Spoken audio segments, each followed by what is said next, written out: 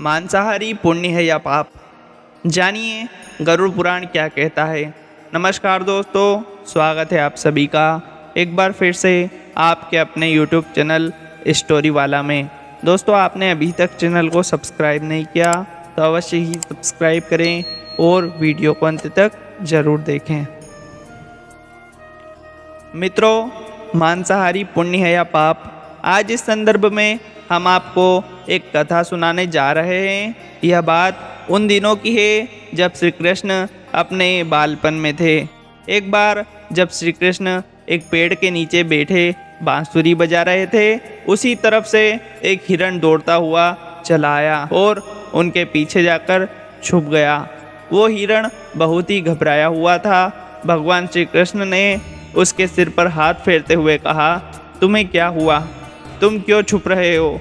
उसका पीछा करते हुए एक शिकारी भी वहाँ पर आ पहुँचा और बोला, यह मेरा शिकार है, मुझे इसे दे दो, इस पर मेरा अधिकार है। तब भगवान श्री कृष्ण बोले, हर जीवित जीव पर उसका खुद का अधिकार होता है, ना कि किसी और का। तब वह शिकारी क्रोध में बोला कि यह मेरा शिकार है, इसे मैं पकाकर खाऊंगा। तब भगवान श्री कृष्ण बोले, किसी भी जीव को मारकर खाना पाप की श्रेणी में आता है। क्या तुम पाप के भागी बनना चाहते हो? मांसाहारी पुण्य है या पाप? क्या तुम धर्म को नहीं जानते? तब वह शिकारी बोला, मैं तुम्हारे जितना शिक्षित तो नहीं कि यह जानूं कि मांसाहारी पुण्य है या पाप, पर मैं यह जानता हूँ कि जीव को मारकर खाना इसमें कोई हर्ज नहीं है।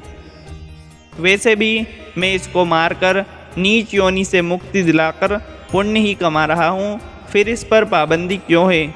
इसे तो प्रोत्साहित करना चाहिए। जहाँ तक मैंने सुना है, जीव हत्या तो शास्त्रों में भी बताया गया है। राजा लोग शिकार क्यों किया करते थे फिर? ऐसे तमाम तर्क देते हुए श्री कृष्ण से पूछा कि फिर क्यों मांसाहार गलत है और पाप की श्रेणी में क्यों आता है? आप ही बताइए, आप ही बताइए कि मांसाहारी पुण्य है या पाप।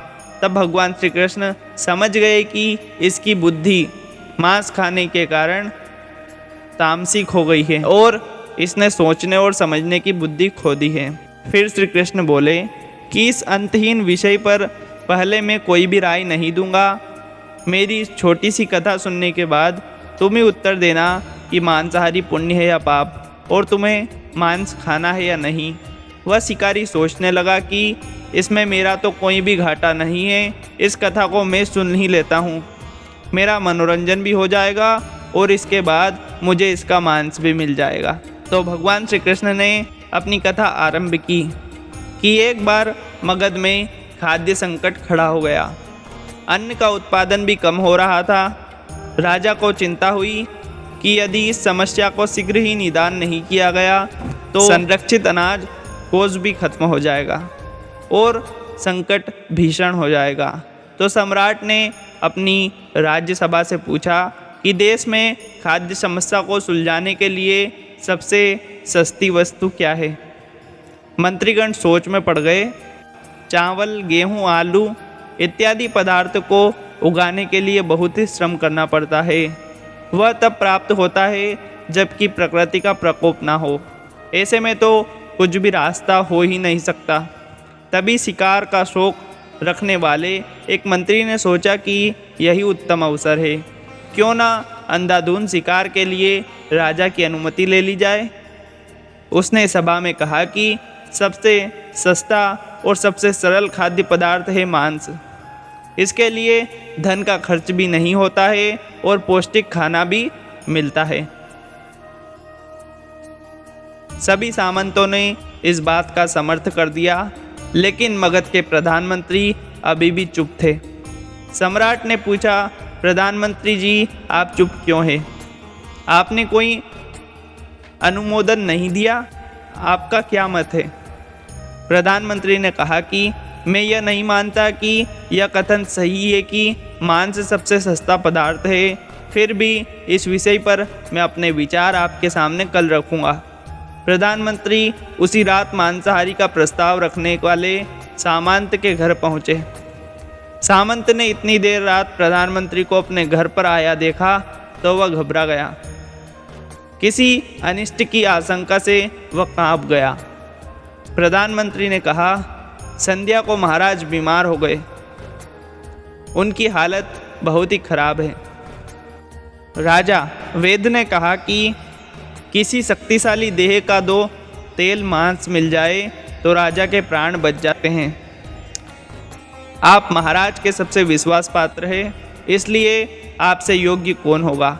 इसके लिए आप जो भी मूल्य लेना चाहते हैं ले सकते हैं। आप कहे तो इस काम के लिए मैं आपको 1 लाख स्वर्ण मुद्राएं भी दे सकता हूँ और एक बड़ी जागीर भी आप मांग सकते हैं। बस आप अपनी इच्छा कहें तो मैं कटार से आपके हृदय को चीरकर बस 2 तोला मांस निकाल लूँगा। यह सुनकर सामंत के चेहरे का रंग फीका पड़ गया। वह सोचने लगा कि जब जीवन ही नहीं रहेगा तो लाख स्वर्ण मुद्राओं से मैं क्या करूँगा और बड़ी जागीर भी किस काम आएगी। वह झटपट अंदर भागा और अपनी तिजोरी में से 1 लाख स्वर्ण मुद्राएं लेकर आया। मुद्राएं देखकर उसने प्रधानमंत्री के पैर पकड़ लिए और गिड़गिड़ाते हुए बोला, श्रीमंत, मैं आपकी 1 लाख मुद्रा में अपनी 1 लाख मुद्रा और मिलाता हूँ। इस पैसे से आप किसी और सामंत के हृदय का मांस खरीद लीजिए, किंतु मुझे जाने दें। यह बात किसी और को पता ना चले, मैं आपसे आग्रह करता हूँ।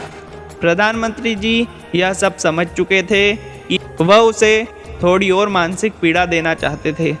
प्रधानमंत्री ने आगे कहा कि सामंत, आप शरीर से बलिष्ठ हैं, आपकी कदकाठी महाराज से मिलती जुलती है, इसलिए राजवेद ने खास तौर पर आप ही का नाम लिया है।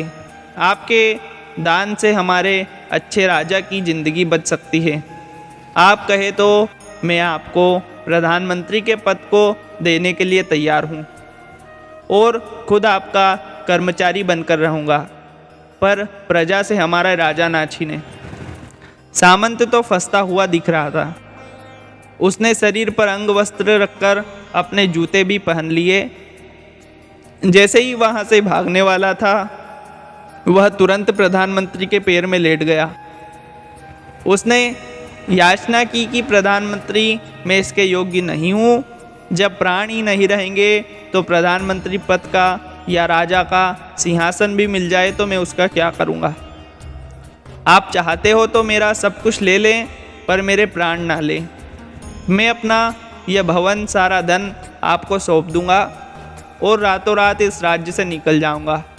इतना कहकर वह अपने घोड़े की ओर भागे और जैसे ही अपना घोड़ा गटने लगा, आवाज़ आई, अभी अभी अपने पीछे गए तुम अपने परिवार को भी छोड़ जा रहे हैं। सामंत बोला, मेरे प्राण से प्रिय कुछ भी नहीं है।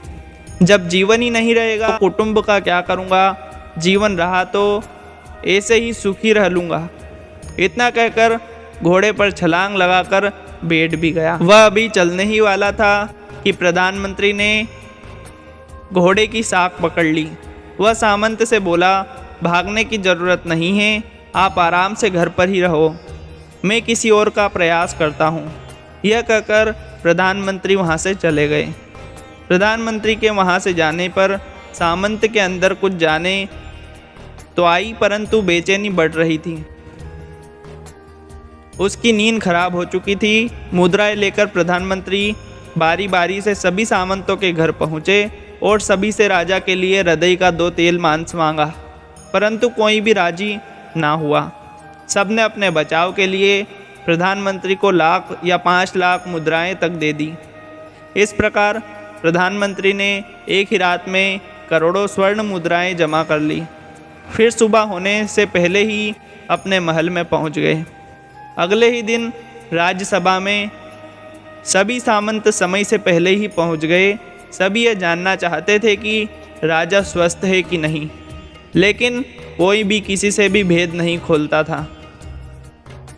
सबको राजा वैद्य की तलाश थी। उनसे ही उन्होंने कुछ सूचना मिल सकती थी। प्रधानमंत्री ने सैनिकों को आज्ञा दे रखी थी कि जब तक महाराज राज्यसभा में ना आए, किसी भी सामंत को भी महल से बाहर जाने की आज्ञा नहीं है। राजा सभा से अपनी चिर परिचित गति में आए और अपने सिंहासन पर आकर बैठे। सभी सामंतों ने देखा कहीं से भी राजा उन्हें अस्वस्थ नहीं लग रहे थे।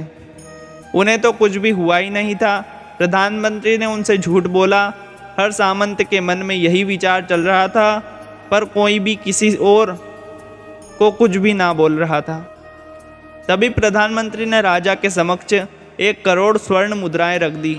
राजा ने पूछा, ये स्वर्ण मुद्राएं किसके लिए है और कहाँ से आई?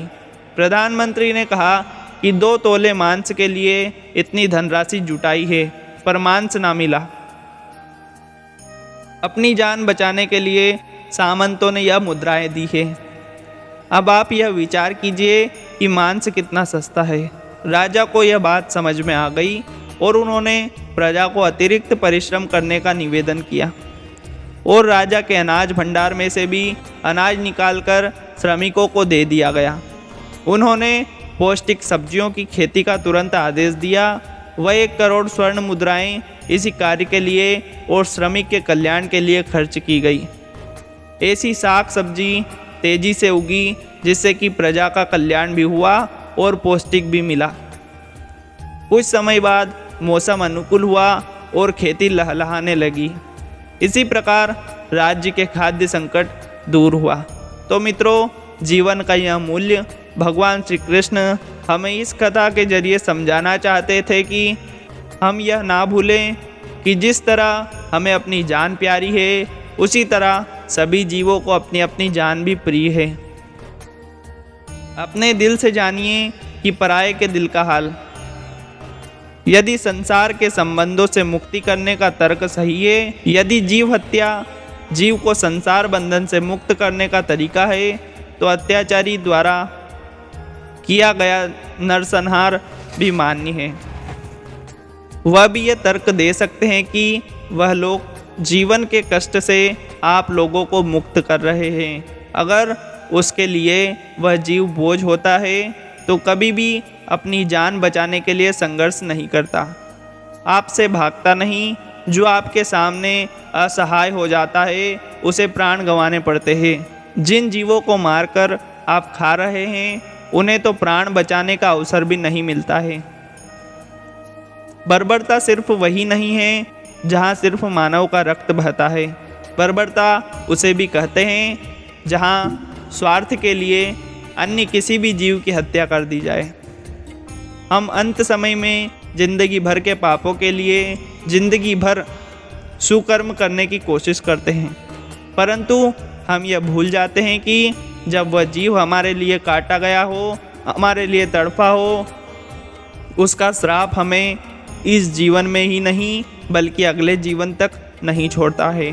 परमात्मा से यही ज्ञान पाकर शिकारी परिपूर्ण हो गया और उसे ज्ञान की प्राप्ति हो गई और वह जान गया महानत जीवन लेने में नहीं बल्कि जीवन देने में है। शिकारी भगवान के आगे हाथ जोड़कर वहाँ से चला गया और उसने कसम खा ली कि वह अपने संपूर्ण जीवन में किसी को भी चोट नहीं पहुँचाएगा। तो मित्रों, आशा है वीडियो आपको पसंद आया होगा।